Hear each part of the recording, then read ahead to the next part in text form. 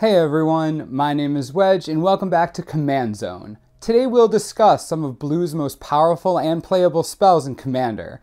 Much like other formats, Blue is very strong here.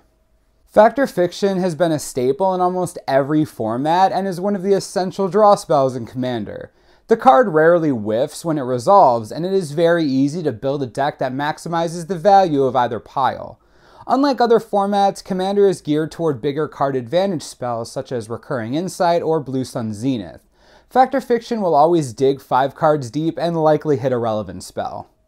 Bribery is a strong card overall that doesn't require building around and will likely pull the best creature out of an opponent's deck. With many decks packing win conditions such as Eldrazi or Blightsteel Colossus, or powerful creatures such as Sylvan Primordial or Consecrated Sphinx, Bribery will occasionally be the best creature in your deck. It will sometimes miss against certain archetypes and creatureless decks, but in a 4-player game, someone is bound to have a game-breaking creature you can steal on turn 5. Blatant Thievery is one of Blue's bigger spells and can take over the game by itself. 7 mana to steal the best permanent from each player is solid and only gets better with bigger games. You can cast it early in the game to steal mana sources and get ahead, or cast it later to take the best permanents on the table. Naturally, the cost is steep, but the effect is game-breaking if it resolves. Time Stretch is the largest and most controversial of all the extra turn effects in Commander.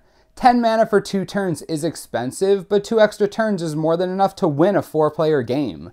The extra turns are also enough to recur Time Stretch and cast it again, and many decks playing it are designed to take infinite turns. The beef with Time Stretch is that many players don't want to play a format where everyone is trying to cast Time Stretch first, or watch someone take 4 to 6 extra turns. The card is not very interactive for the rest of the table, and in some eyes violates the spirit of the format, so use this card at your own discretion. Consecrated Sphinx is another card that is considered oppressive by many. Resolving it in a 4-player game and surviving a whole turn will net you 6 cards minimum while giving you a decent-sized creature to boot. Like Time Stretch, games can devolve to who can play Consecrated Sphinx first, and get significantly worse when players try to copy it, as 2 players will usually just draw out their decks and one will win on the spot. The card is essential if you're playing Blue, as it is one of, if not the strongest creature in Blue, and you're putting yourself at a disadvantage not playing it. Many people will leave out Time Stretch in their builds, but will play the Sphinx without hesitation. Deadeye Navigator may be the best Blue creature in the format. Expensive to cast, and the effect is mana intensive, but almost always game breaking with a large portion of creatures in the format. It can combo with Terastodon or Sylvan Primordial to blow up permanents, or Mystic Snake or Draining Whelk to lock out the table. A good portion of playable creatures in Commander have a strong enter the battlefield effect. Having access to these effects 4 or 5 times a turn is broken, even if it's as simple as Eternal Witness or Flametongue Kavu. If you're in Blue and have creatures, you are likely playing Deadeye Navigator. Phantasmal Image is one of the many clones in the format that have lost a little of their usefulness with changes to the Legend rule, but still are strong creatures nonetheless. Previously they were used to kill opposing commanders, but now will likely just copy the best creature on the table. Unlike Bribery, Phantasmal Image, and the like are not dependent on what your opponents are playing, as you may just want multiple copies of your best creature. Losing your image to targeting isn't as common as you would think, but in most situations you're fine with this as you already got value out of the copy. Mind Over Matter is color intensive, but an explosive enchantment that usually acts as part of a combo, most notably with Tempo Bell to draw out all of your opponents. When it isn't automatically winning the game, it's turning useless cards in your hand to generate massive amounts of mana through Gilded Lotus or Gaia's Cradle, or getting multiple uses of activated abilities. At the absolute worst, you can pitch cards to prevent attacks.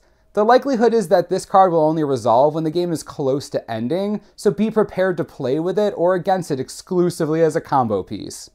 Rite of Replication is another big spell that, while game-breaking, is well received due to the entertainingly dumb way it breaks the game.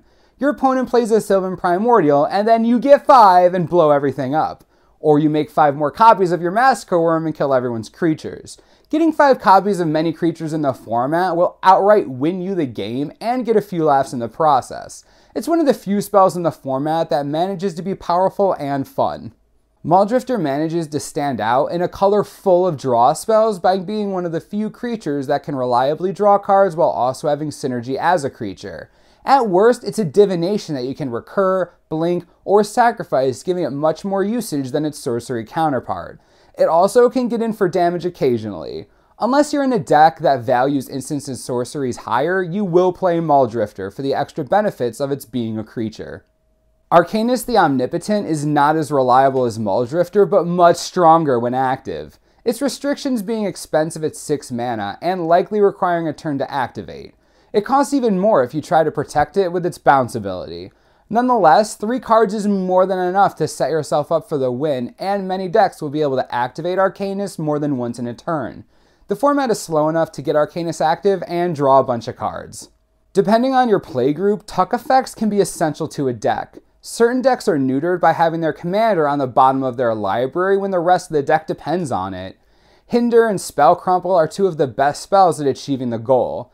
Both are 3 mana hard counters that will put the countered spell on the bottom of the library if necessary. Hinder has the extra benefit of going in the graveyard for later use, while Spell Crumble also goes on the bottom. If you need to deal with commanders like Karthus Tyrant of Jund or Rafika the Many, these are necessary in your blue deck.